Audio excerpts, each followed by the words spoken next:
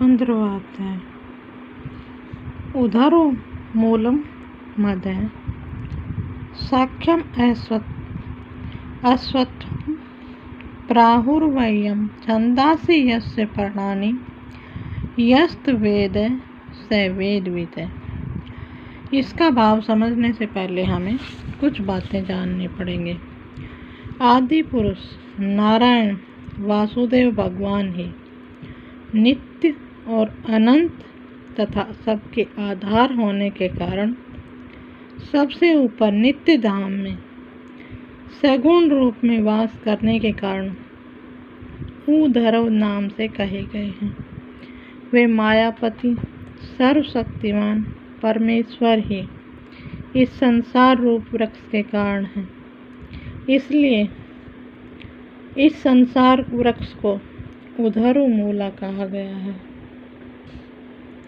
उस आदि पुरुष परमेश्वर से उत्पत्ति वाला होने के कारण तथा नित्य धाम से नीचे ब्रह्मलोक में वास करने के कारण हिरण्यगर्भ ब्रह्म को परमेश्वर की अपेक्षा अधः कहा गया है। वही इस संसार का विस्तार करने वाले होने के कारण होने से इनकी मुख्य शाखा है। इसलिए इस वृक्ष को अर्ध शाख वाला कहते हैं। इस वृक्ष का मूल कारण परमात्मा अविनाशी है तथा अनादिकाल से इनकी परंपरा चली आती है। इसलिए इस संसार वृक्ष को अविनाशी वृक्ष कहते हैं। इस वृक्ष की शाखा रूप ब्रह्मा से प्रकट होने वाले और यज्ञ आदि कर्मों के द्वारा इस संसार वृक्ष की रक्षा और वृद्धि करने वाला एवं शोभा को बढ़ाने वाला होने से वेद पत्ते कहे गए हैं। भगवान की योग माया से उत्पन्न हुआ संसार क्षणभंगुर नाशवान और दुख रूप है। इसके चिंतन को त्याग कर केवल परमेश्वर का ही नित्य निरंतर अनन्य प्रेम से चिंतन करना वेद के तात्पर्य को जानना है।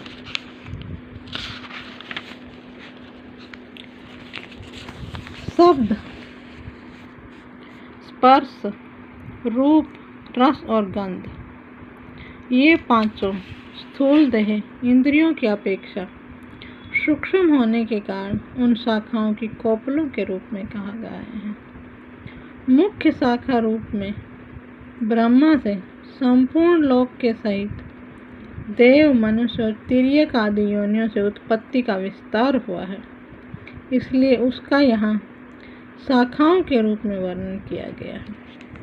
अहृता ममता और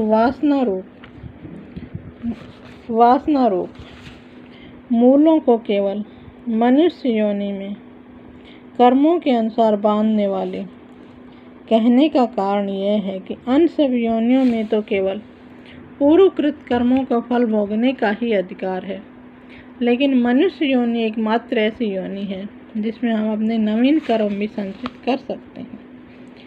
इस संसार का जैसा स्वरूप शास्त्रों में वर्णन किया गया है, जैसा देखा सुना जाता है वैसा तत्व ज्ञान होने के पश्चात नहीं पाया जाता।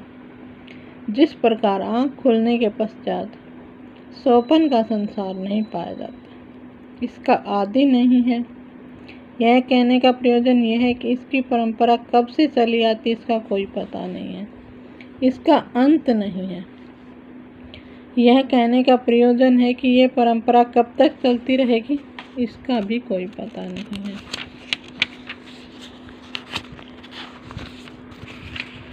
इसकी अच्छी प्रकार से स्थिति भी नहीं है। यह कहने का प्रयोजन यह है कि वास्तव में क्षणभंगुर और नाशवान है। ब्रह्मलोक के तक के भोग क्षणिक और नाशवान है, ऐसा समझकर इस संसार के समस्त विषय भोग में सत्ता सुख प्रीति और रमणीयता न भासना ही दृढ़ वैराग्य रूप शास्त्र है। स्थावर जंगम यावन मात्र संसार के चिंतन का तथा अनादिकाल से अज्ञान के द्वारा बढ़ी हुई अहंता, ममता और वासना रूप मूलों का त्याग करना है। संसार वृक्ष का अवान्तर मूलों के सहित काटना है।